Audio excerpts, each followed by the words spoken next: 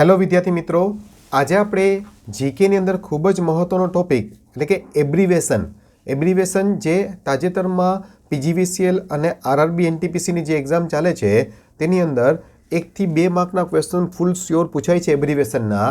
તો તમારી exam point of વ્યૂથી જે ખૂબ જ મહત્ત્વના એબ્રિવેશન છે તેને આપણે 2 સેશનમાં કવર કરીશું. તેમાંનો આપણો આ પહેલો સેશન છે ફર્સ્ટ પાર્ટ એબ્રિવેશનનો. તેને તમે વ્યવસ્થિત જોતા જાઓ અને તમે તેની એક નોટ્સ બનાવી લેજો, જેથી કરીને તમારી એક્ઝામમાં જે કોઈ પણ એબ્રિવેશન આવે તે એબ્રિવેશન તમે ખૂબ જ સરળતાથી કરી શકો. That's why.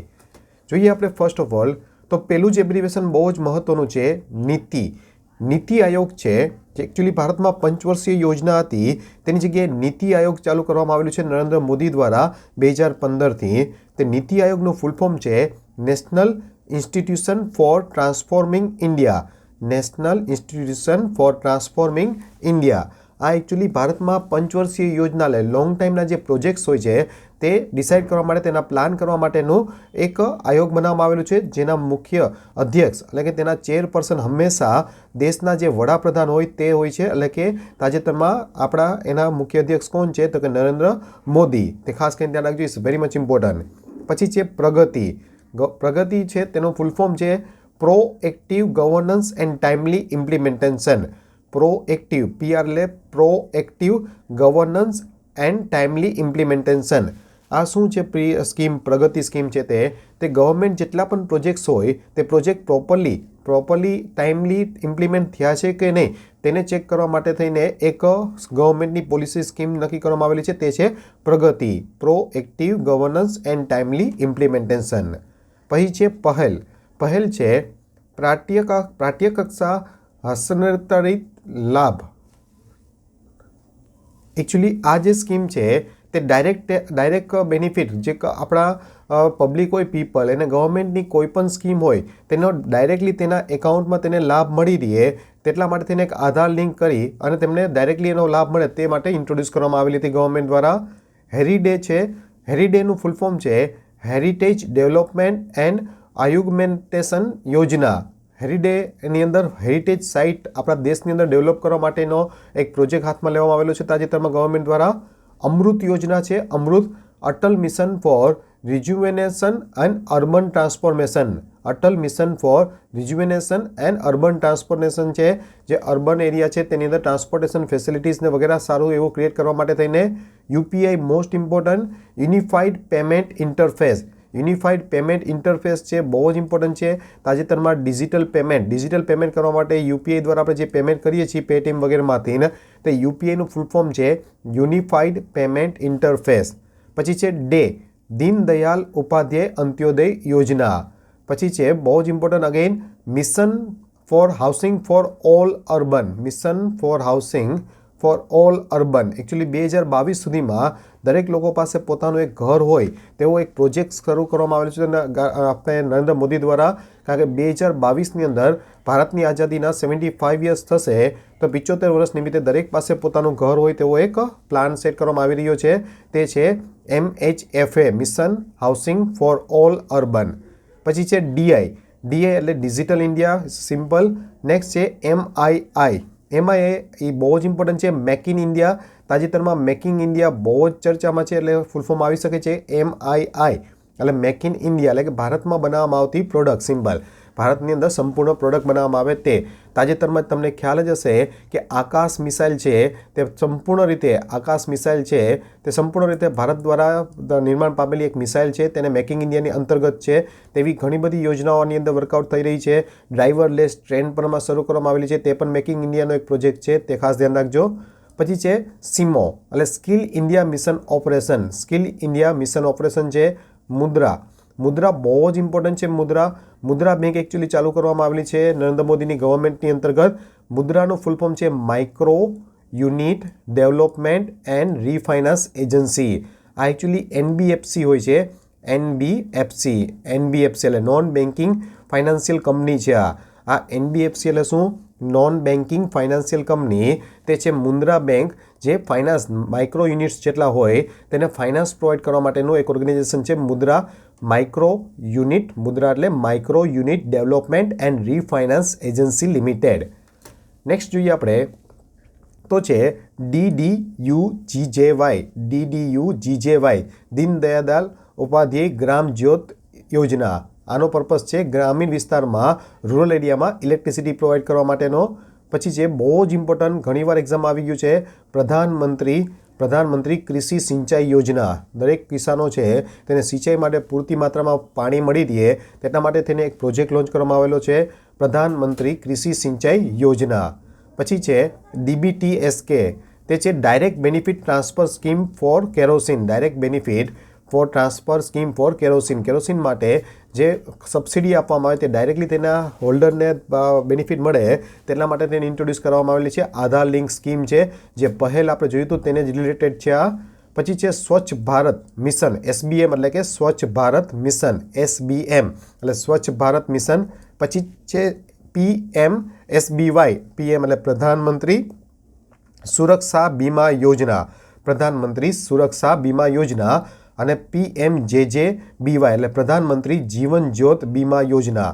હવે જો આ બંને યોજના છે ને બહુ જ ઇમ્પોર્ટન્ટ છે, એક્ઝામમાં વારંવાર આમાંથી પ્રશ્નો બનતા હોય છે. તમે લોકોને કદાચ ખ્યાલ હોય કે નહીં, આઈ ડોન્ટ નો, પણ 330 રૂપિયા તમે વાર્ષિક પ્રીમિયમ ભરી અને તમને 2 લાખ રૂપિયાનો વીમો મળે છે, જીવન વીમો. 330 રૂપિયા મંથલી તમે યરલી પેમેન્ટ કરી અને તમે જીવન વીમો મેળવી શકો છો, જીવન વીમો. અને 12 રૂપિયા તમે પેમેન્ટ કરી અને 2 લાખ રૂપિયાનો એક્સિડન્ટ વીમો છે તે મળી રહે છે તેની અંતર્ગત. તે આ સ્કીમ છે તે ખાસ ધ્યાન રાખજો, પ્રધાનમંત્રી સુરક્ષા બીમા યોજના અને પ્રધાનમંત્રી જીવન જ્યોત બીમા યોજના. આ એમાઉન્ટ પણ ઘણી વખત પૂછવામાં આવી છે કે જીવન વીમા માટે કેટલી એકાઉન્ટ છે, તો કે 330, અને એક્સિડન્ટલ એમાઉન્ટ કેટલી છે, તો કે 12 રૂપિયા. પછી છે અટલ પેન્શન યોજના. It is also very much important. જે સ્ટાર કરું છું તેને તો ખાસ ધ્યાન રાખજો છોકરાઓ. અટલ પેન્શન યોજના. અટલ પેન્શન યોજના કેના માટે છે ખાસ કરીને, તો કે એવા લોકો હોય કે જે ગવર્મેન્ટ અથવા તો પ્રાઇવેટ કંપની, ગવર્મેન્ટ સાથે સંકળાયેલા ના હોય, પ્રાઇવેટ કંપની અથવા તો કોઈ પણ બિઝનેસ હોલ્ડર હોય કે એની રિટાયરમેન્ટ ટાઈમે એમને પેન્શનનો બેનિફિટ મળે એટલા માટેની સ્કીમ ઇન્ટ્રોડ્યુસ કરવામાં આવેલી છે, અટલ પેન્શન યોજના. પછી છે સ્માર્ટ સિટી મિશન, SCM એટલે સ્માર્ટ સિટી મિશન. પછી છે NMCG એટલે national mission four clean Ganga, NMCG national mission four clean Ganga. પછી છે PMFBY પ્રધાનમંત્રી ફસલ બીમા યોજના, પ્રધાનમંત્રી ફસલ બીમા યોજના. કોઈપણ દુર્ઘટનાગ્રસ્ત, જો કોઈપણ દુર્ઘટના કુદરતી હોનારત સર્જાય તો તેમને ખેડૂતોને તેનો ફાયદો મળી રહે તેના માટેની એક સ્કીમ છે, તે પણ ખાસ ધ્યાન રાખો, it's very much important.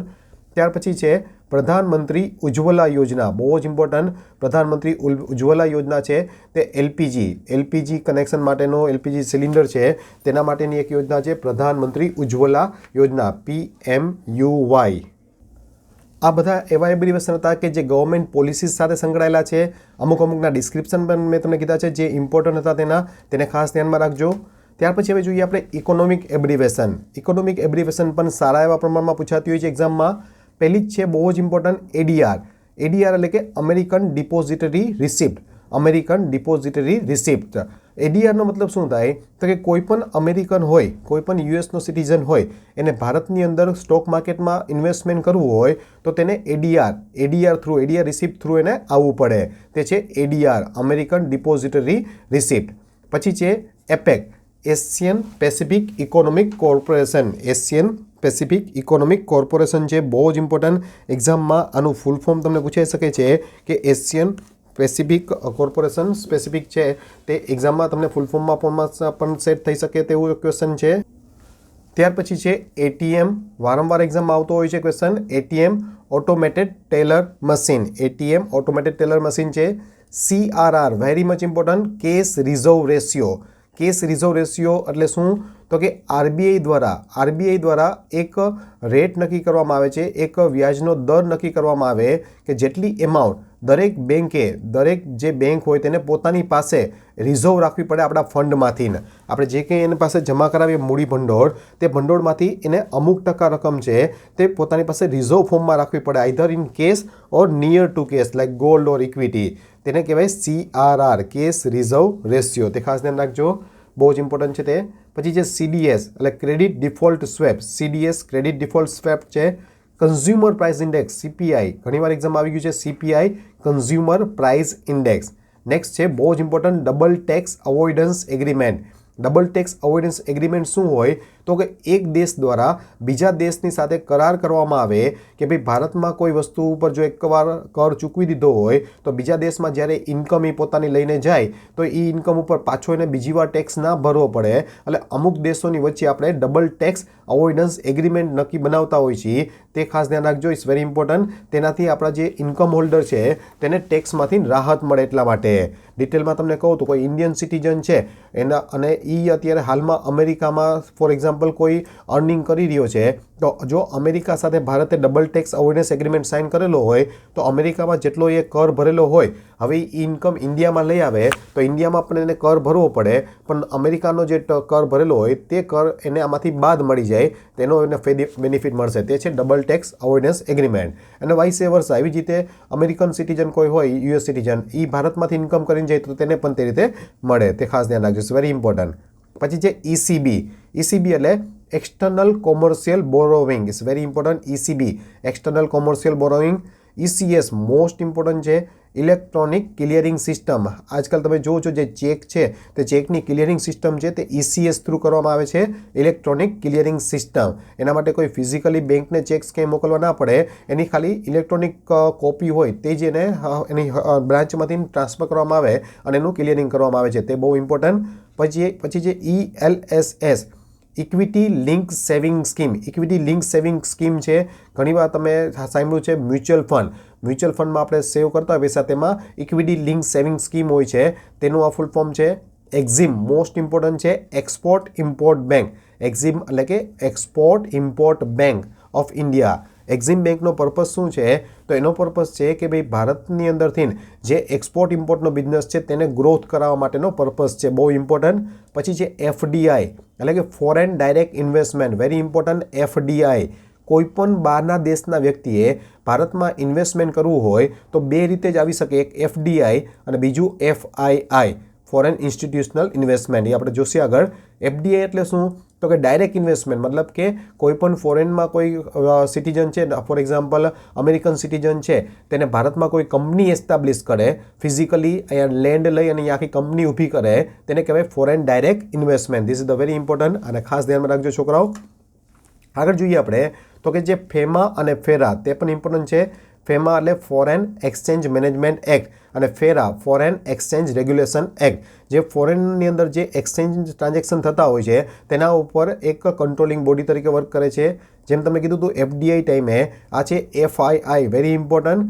FII એટલે ફોરેન ઇન્સ્ટિટ્યુશનલ ઇન્વેસ્ટર. આ શું કરશે? આ પણ અમેરિકન સિટીઝન, યુએસનો જે સિટીઝન છે તે ભારતમાં ઇન્વેસ્ટમેન્ટ કરશે, પણ કઈ રીતે? તો કે શેરની અંદર પૈસા રોકશે. કેમ કે રિલાયન્સ ઇન્ડસ્ટ્રી છે ફોર એક્ઝામ્પલ, તો રિલાયન્સ ઇન્ડસ્ટ્રીના જે શેર કેપિટલ હોય તેની અંદર શેર એના પરચેસ કરીને ઇન્વેસ્ટમેન્ટ કરશે. અને FDIમાં કેવું હતું? મેં તમને કીધું હતું કે FDIની અંદર તે લોકો ફિઝિકલી આખી એસેટ અહીંયા ભારતની અંદર ડેવલપ કરશે, તેને કહેવાય FDI. પછી છે FPO એટલે ફોલો ઓન પબ્લિક ઓફર. જો તમે IPO કદાચ સાંભળેલું જ હશે, ઇનિશિયલ પબ્લિક ઓફર, એટલે કોઈ પણ કંપની પહેલી વખત એના ભંડોળ મેળવવા માટે થઈને જે શેર ઇસ્યુ કરે પબ્લિકને એને કહેવાય IPO. પરંતુ એ કંપનીને પાછા જો કોઈ ભંડોળની જરૂર પડે એક્સપાન્શન એટલે કે વધારો કરવા માટે, તો એ પાછી કંપની શેર ઇસ્યુ કરે એને કહેવાય ફોલો ઓન પબ્લિક ઓફર. જેમ કે રિલાયન્સ ઇન્ડસ્ટ્રી છે, એના શેર ઓલરેડી માર્કેટમાં સર્ક્યુલેટેડ છે, રાઈટ? સિમ્પલી હવે રિલાયન્સ ઇન્ડસ્ટ્રીને બિઝનેસ ગ્રો કરવો છે અને વધુ ભંડોળની જરૂર છે, તો એ FPO એટલે ફોલો ઓન પબ્લિક ઓફર કહેવાય. તે ખાસ ધ્યાન રાખજો, બહુ જ ઇમ્પોર્ટન્ટ છે FPO પણ. પછી છે HUF Hindu undivided family. IDR Indian depository receipt. જેમ આપણે ADR જોયું હતું, અમેરિકન ડિપોઝિટરી રિસિપ્ટ, કે કોઈ પણ US સિટીઝનને ભારતમાં ઇન્વેસ્ટમેન્ટ કરવું હોય તો એને અમેરિકન ડિપોઝિટરી રિસિપ્ટ થ્રુ કરી શકે છે. એવી જ રીતે ઇન્ડિયન સિટીઝનને અમેરિકામાં ઇન્વેસ્ટમેન્ટ કરવું હોય તો તે IDR એટલે કે ઇન્ડિયન ડિપોઝિટરી રિસિપ્ટ થ્રુ કરતા હોય છે. Very much important. IMF international monetary fund. International monetary fund IMF જેનું મુખ્ય મથક છે તે વોશિંગ્ટનમાં આવેલું છે. વોશિંગ્ટન આપણે ડિસ્કસ કરેલું છે. વોશિંગ્ટન DC યુએસમાં આવેલું છે મુખ્ય મથક IMFનું. IBRD વર્લ્ડ બેંકનું જ બીજું નામ છે, ખાસ ધ્યાન રાખજો. IBRD બહુ જ ઇમ્પોર્ટન્ટ છે. International bank four reconstruction and development. તેનું મુખ્ય મથક પણ વોશિંગ્ટન DCમાં જ આવેલું છે. બંનેનું IMF અને IBRD એટલે કે વર્લ્ડ બેંક બંનેનું મુખ્ય મથક ક્યાં છે? તો કે યુએસની અંદર વોશિંગ્ટન DC ખાતે જ આવેલું છે. વર્લ્ડ બેંકના આપણે મુખ્ય એના જે ચેરપર્સન છે તે ડેવિડ માલાપાસ છે. આપણે ડિસ્કસ કરી ગયા છીએ કે ડેવિડ માલાપાસ છે તે વર્લ્ડ બેંકના ચેરપર્સન છે. આઈએમએફમાં આપણે પણ ડિસ્કસ કરી ગયા છીએ કે ઇન્ટરનેશનલ મોનેટરી ફંડના મેનેજિંગ ડિરેક્ટર કોણ છે, તો ક્રિસ્ટેલિના જોર્જીવા છે તે ડિસ્કસ આપણે કરી ગયા છીએ. આની પહેલાં જે એક આંતરરાષ્ટ્રીય ઓર્ગેનાઇઝેશનના હેડક્વાર્ટર અને તેના ચેરપર્સનનો એક વિડીયો બનાવેલો છે, તેમાં જોયું તો આપણે. પછી જે આઈસીઆઈસીઆઈ, વેરી ઇમ્પોર્ટન્ટ, આઈસીઆઈસીનું ફૂલ ફોર્મ છે industrial credit investment corporation of India. Industrial credit investment corporation of India, બહુ જ important. IDBI bank, industrial development bank of India. IDBI bank, industrial development bank of India. તાજેતરમાં જ IDBI bank દ્વારા video KYC, પહેલી આ bank છે ભારતની જેને વિડીયો કેવાયસીનું પણ ફૂલ ફોર્મ ધ્યાન રાખજો, નો યોર કસ્ટમર. કેવાયસી એટલે નો યોર કસ્ટમર, એટલે તમારા કસ્ટમરને જાણો. નો યોર કસ્ટમર કેવાયસીનું ફૂલ ફોર્મ છે. તે વિડીયો દ્વારા કેવાયસી ચાલુ કરનાર ભારતની પ્રથમ બેંક છે આઈડીબીઆઈ. કેવાયસી નીચે આપેલું જ છે, નો યોર કસ્ટમર. પછી છે લાઇબોર. જો લાઇબોર વેરી ઇમ્પોર્ટન્ટ છે. લાઇબોર એટલે London inter bank offer rate. હવે London inter bank offer rate એટલે શું છે કે કોઈ પણ એક બેંકે બીજી બેંક પાસેથી કંઈ ભંડોળ તેને ઘટતું હોય તો એ લોકો લે બીજી બેંક પાસેથી, તો કયા રેટ ઉપર રહેશે, તો કે London inter bank offer rate. બ્રિટનની અંદર તે લોકો લાઇબોરને ફોલો કરશે, London inter bank offer rate. એવી જ રીતે ભારતમાં માઇબોર છે, Mumbai inter bank offer rate, MIBOR. ભારતની અંદર કોઈપણ બેંકને શોર્ટેજ હોય ફંડની તો બીજી બેંક પાસેથી ફંડ મેળવશે માઇબોરના રેટ ઉપરથી. નેક્સ્ટ જોઈએ આપણે તો કે માઇકર, વેરી ઇમ્પોર્ટન્ટ. જે આપણા માઇકર છે magnetic ink character recognition on cheque ઉપર હોય છે જે magnetic ink character recognition directly ચેકને સ્કેન કરવા માટે. એનએફસી છે non banking financial companies, NBFC. અહીંયા આવશે એનબીએફસી તરીકે પણ આપી શકે છે, NFC or NBFC, non banking financial companies. જે બેન્કિંગના જે કાર્યો હોય છે તે જેમ કે ડિપોઝિટ કોઈની લેવી, સેવિંગ કરવી, એફડી કરવી, તે સિવાયના બાકીના બધા કાર્ય એનબીએફસી પણ કરી શકે છે. એનઈએફટી છે બહુ જ important, very important. NEFT net electronic fund transfer. અત્યારે તાજેતરમાં ઓનલાઈન ડિજિટલ ઇન્ડિયાનો જમાનો છે, ડિજિટલ વર્લ્ડનો. તેની અંદર આપણે એનઈએફટી થ્રુ પૈસા ટ્રાન્સફર કરી શકીએ છીએ. ઇલેક્ટ્રોનિક મીડિયમ છે ફંડ ટ્રાન્સફર કરવા માટે. એનપીએ એટલે non performing asset, very important. NPA non performing asset એટલે કે બેંકે કોઈને લોન આપેલી હોય અને તે લોન જો ભરપાઈ ના કરી શકતો હોય, એનું પ્રિન્સિપલ અને એનું વ્યાજ પણ જો 3 મહિનાથી વધુ સમયથી તે પે ના કરેલું હોય તો એ લોનને એનપીએ લોન કરેક્ટ કરવા માટે તે આગળ વધશે. તેને કહેવાય એનપીએ એટલે કે નોન પરફોર્મિંગ એસેટ. આપણે બેંક પાસેથી કોઈ પણ વસ્તુ લોન સ્વરૂપે લીધી હોય તો તે આપણે બેંકમાં માટેના બેંકની સાઈડથી આપણે શું થઈ ગયા, એની એસેટ્સ થઈ ગયા, એટલે આપણામાંથી કમાય છે તે લોકો, આપણે જે હપ્તા ભરીએ તેમાં. પણ જો આપણે ઇન્સ્ટોલમેન્ટ જ ભરીએ નહીં તો આપણા શું થઈ ગયા, નોન પરફોર્મિંગ એસેટ એની થઈ ગઈ, તે કહેવાય એનપીએ. ભારતમાં સૌથી વધુ એનપીએ કેનું છે તો કે સ્ટેટ બેંક ઓફ ઇન્ડિયાનું. બટ ઓબ્વિયસ છે એનું વધારે એટલા માટે છે કારણ કે એનું હોલ્ડિંગ પણ માર્કેટની અંદરનું હોલ્ડિંગ પણ સૌથી વધારે છે એટલા માટે. પછી છે NABARD, national bank four agricultural and rural development, very very important. NABARD, national bank for agriculture and rural development. નામ ઉપરથી તમને ખ્યાલ આવી જાય કે જે ગ્રામીણ બેંક હોય તેના કંટ્રોલિંગ, તેના નિયંત્રણ માટે આરબીઆઈ જે પહોંચી ના શકતી હોય એટલા માટે થઈને આરબીઆઈએ એક નાબાર્ડનું ઓર્ગેનાઇઝેશન છે તેની સાથે રહી અને આ વર્કઆઉટ કરવું તેવું નક્કી કરેલું છે. તો નાબાર્ડ છે તે ખાસ કરીને રૂરલ બેંક છે તેના ઉપર હોલ્ડિંગ ક્રિએટ કરવા માટે તેમજ રૂરલ બેંક્સ છે તેને ફંડ પ્રોવાઈડ કરવા માટે થઈને વર્કઆઉટ એનું બોડી એક્ઝિસ્ટિંગ કરવામાં આવેલું છે. જે કરે છે આરબીઆઈની અંતર્ગત જ કાર્ય. મેઇન તો આરબીઆઈ જ નિયંત્રણ બોડી છે દરેક બેન્કિંગ માટે, પરંતુ આરબીઆઈએ અમુક પોતાનું કાર્ય છે તે ડિવાઈડ કરી નાખેલું છે નાબાર્ડ સાથે. તે ખાસ ધ્યાન રાખજો, વેરી મચ ઇમ્પોર્ટન્ટ. પછી છે ઓપેક, વેરી ઇમ્પોર્ટન્ટ. ઓપેક એટલે organization for petroleum exporting country. Organization for petroleum exporting country, જે પેટ્રોલિયમની પ્રોડક્ટ્સ છે તેના માટે થઈને એક ઓર્ગેનાઇઝેશન છે જેનું મુખ્ય મથક વિયનામાં છે, ઓસ્ટ્રિયા, વિયના. આના મુખ્ય મથક પણ પૂછાતા હોય છે કે મુખ્ય મથક ક્યાં છે, તો વિયના ઓસ્ટ્રિયા. ઓસ્ટ્રેલિયા નહીં સમજો, ઓસ્ટ્રેલિયામાં છે ઓપેકનું મુખ્ય મથક. It's very important. પછી જે પિન, પર્સનલ આઈડેન્ટિફિકેશન નંબર, પછી પીઓએસ એટલે point of scale, PLR, prime lending rate. Prime lending rate છે તે શું છે તો કે પ્રાઇમ લેન્ડિંગ રેટ એટલે બેંક દ્વારા બેંક દ્વારા જેનો એકદમ ક્રીમ પર્સન હોય મતલબ કસ્ટમર હોય કે જેની પાસેથી જે એને લોન આપે એને તો એ લોન એકદમ સેફ હોય એટલે કે ડિફોલ્ટ થવાના ચાન્સીસ બહુ ઓછા હોય તો તેને તે લોકો પ્રાઇમ લેન્ડિંગ રેટ અને એના જે નોર્મલ લેન્ડિંગ રેટ હોય તેના કરતાં તે ઓછા વ્યાજના દરે તેને લોન પ્રોવાઈડ કરશે. તેને કહેવાય PLR. આરબીઆઈ તો બધાને ખ્યાલ જ હોય, reserve bank of India. Reserve bank of ઇન્ડિયાના તાજેતરમાં ગવર્નર શક્તિકાંત દાસ છે. શક્તિકાંતા દાસ. આરબીઆઈનું મુખ્ય મથક મુંબઈમાં આવેલું છે, બોમ્બે ખાતે. પછી જે RTGS, NEFTની જેમ જ RTGS છે તે પણ ઓનલાઈન ફંડ ટ્રાન્સફર માટેનું એક ઇન્સ્ટ્રુમેન્ટ છે. Real time gross settlement. પછી જે most important SAARC again south Asian association regional corporation. South Asian association regional corporation છે, જેનું મુખ્ય મથક ક્યાં છે તો કે કાઠમંડુ. તેનું મુખ્ય મથક છે કાઠમંડુમાં છે. કાઠમંડુ નેપાળની અંદર. It's very important. આપણે આની પહેલાંના સેશનમાં ડિસ્કસ કરી ગયા છીએ. સાર્કનું મુખ્ય મથક કાઠમંડુ, નેપાળ. ફૂલ ફોર્મ છે south Asian association regional corporation. Next છે SLR બહુ જ ઇમ્પોર્ટન્ટ. આ બધા રેટ છે ને જે CRR, PLR, SLR આ દરેક રેટ છે તે આરબીઆઈ દ્વારા નક્કી કરવામાં આવે છે. CRR, SLR, પછી રેપો રેટ છે, રિવર્સ રેપો રેટ છે, PLR છે. આ દરેક રેટ કોણ નક્કી કરે તો કે આરબીઆઈ. SLRનો મતલબ છે સ્ટેચ્યુટરી લિક્વિડિટી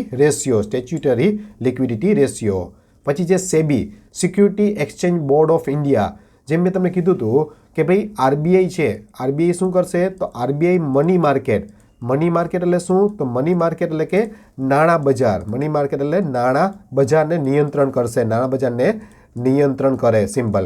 એવી જ રીતે સેબી છે, security exchange board of India, A capital market એટલે કે મૂડી બજારને નિયંત્રણ કરશે. સેબી મૂડી બજારને, આરબીઆઈ છે તે નાણાં બજારને રેગ્યુલેટ કરે. ખાસ ધ્યાન રાખજો.